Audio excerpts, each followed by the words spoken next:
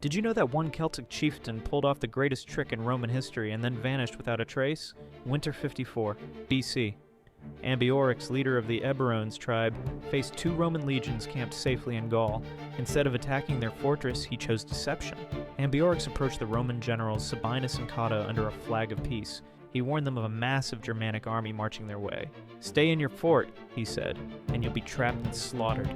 But march to safety now, and I'll let you pass unharmed."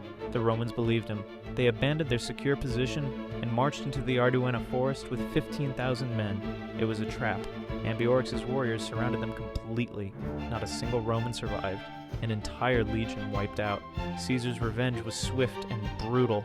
The next year, Romans burned every Eburones village and killed every person they found. But Ambiorix had disappeared like smoke. Despite massive bounties and endless searches, he was never captured. The only man who destroyed Caesar's legions and lived to tell about it.